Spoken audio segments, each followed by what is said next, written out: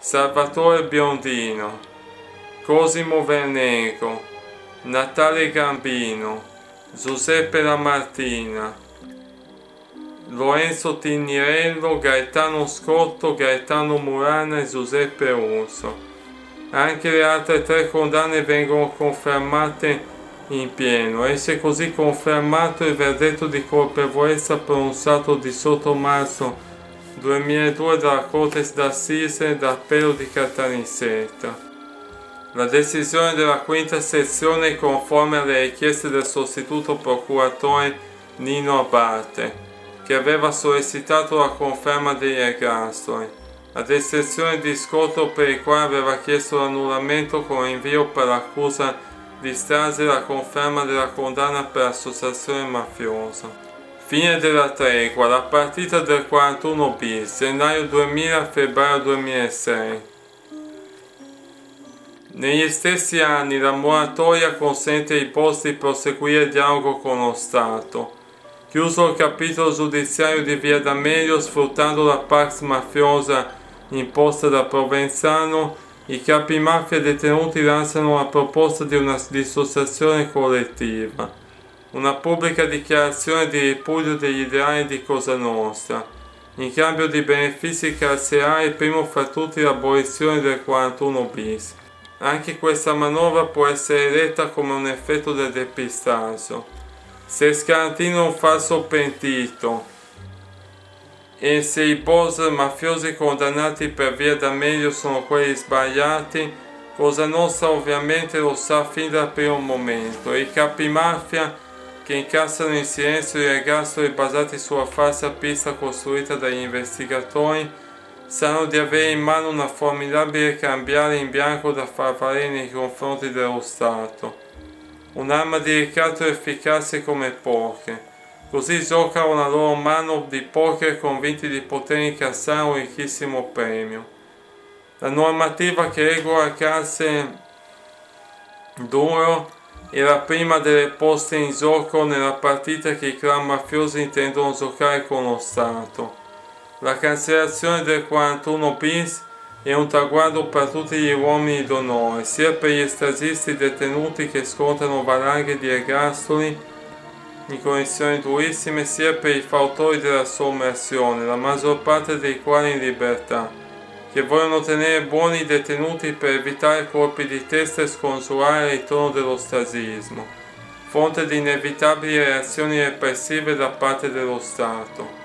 In realtà le manovre per una soluzione politica partono in coincidenza con il primo governo di centro-sinistra. Già un anno prima, nel 1995, Luciano Violante, vicepresidente della Camera, ha dichiarato: ai mafiosi lo Stato deve dire: consegnatevi, non vi chiediamo il pentimento, ma di dichiarare i vostri reati, semplicemente questo garantirà sconti di pena.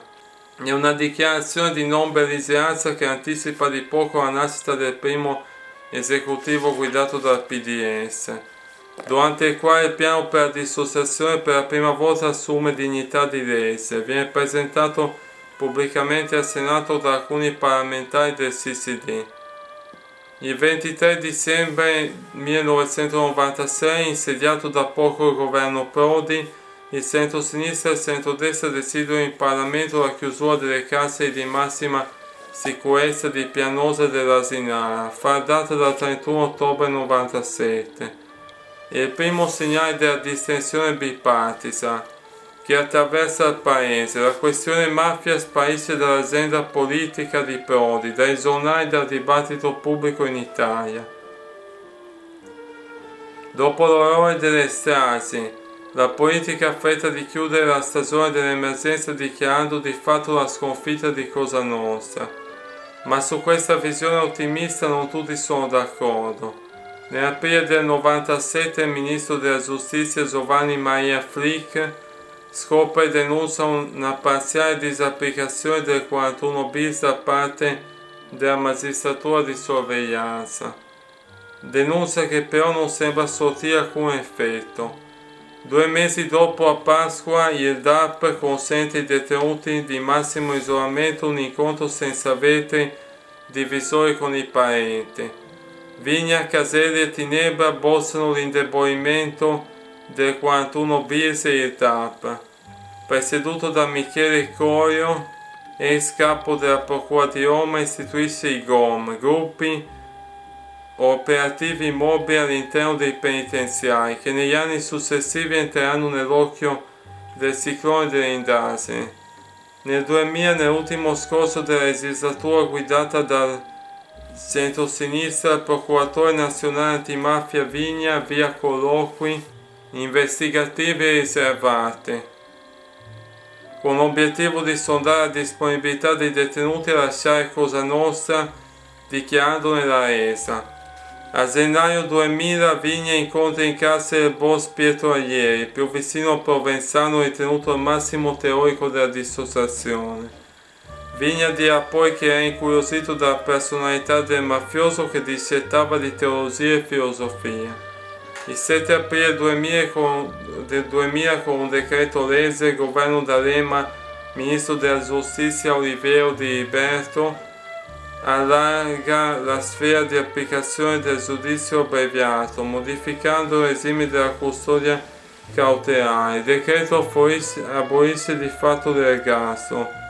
Per Vigna è un provvedimento importantissimo. In tema di contrasto alla criminalità organizzata, Ulivo e Polo della Libertà manifestano una perfetta corrispondenza di amorosi sensi in direzione garantista.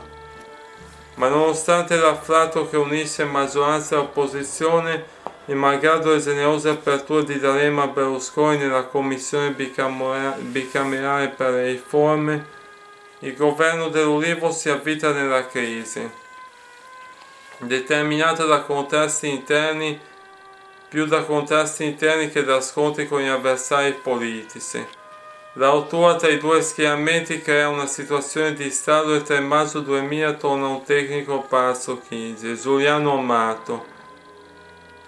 Il nuovo ministro della giustizia è di S. Piero Fassino.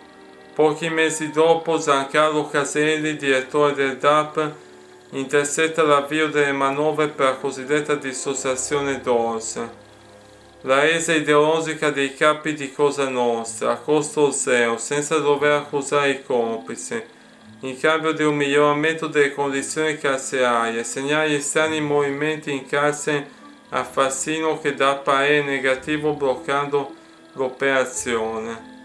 Sulla dissociazione intanto si spaccano i PM antimafia più noti, Vigna e Tinebra sono d'accordo, Caselli è contrario. Il 5 giugno 2000 insorgono i pubblici ministeri antimafia contro il decreto che allarga la custodia cautelare. Tra i punti del papero si scopre se anche l'abolizione dell'ergastolo. Ma il centro-sinistra da che parte sta? Nel 2001 Palazzo Chigi con un pienone di voti torna in sera Berlusconi. Nel marzo 2002 Aieri scrive una lettera a Vigna nella quale formalizza da leader di osservanza provenzaniana la propria volontà di uscire da Cosa Nostra. Aieri parla addirittura di scioglimento dell'organizzazione mafiosa. La questione della dissociazione a questo punto esplode sui giornali e nel mondo politico suscita un acceso dibattito. Il paese si divide tra possibilisti e fermi oppositori. Anche il PD oscilla tra posizioni diverse. Violante ora l'opposizione ha cambiato idea e proclama la necessità che lo Stato neghi qualsiasi trattativa e ostesi fermamente la sedicente resa dei boss. Il 14 luglio 2002 il capomafia Giuseppe Gaviano, detenuto al 41 bis, scrive una lettera al mafioso Fiffetto Carnella che viene interpretata come una pesante minaccia a persone fisiche. Il 3 maggio 2002 il zip di Caltanissetta torna e archivia l'indagine su Berlusconi e Dell'Utri, che escono dall'inchiesta delle stragi. Nel clima di concordia nazionale è venutosi a creare la conclusione delle indagini di La Barbera e Tinebra sulla strage di Via D'Amelio, che grazie al depistaggio non è mai andata veramente oltre il livello minimalista degli esecutori della guadagna, non disturba nuovi equilibri. Il 26 settembre 2002 il 41 bis diventa una norma definitiva, anche se con tutta una serie di cavilli che ne consentono un'elastica applicazione.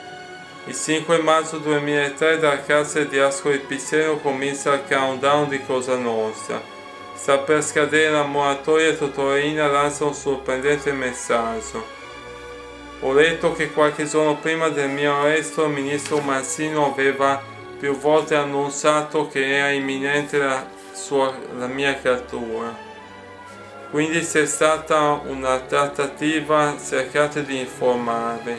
Il 6 maggio 2003 arriva in aula alla Camera il disegno di legge Pepe Saponara che permette la revisione dei dibattimenti purché la sentenza definitiva sia stata emessa prima dell'approvazione del cosiddetto giusto processo.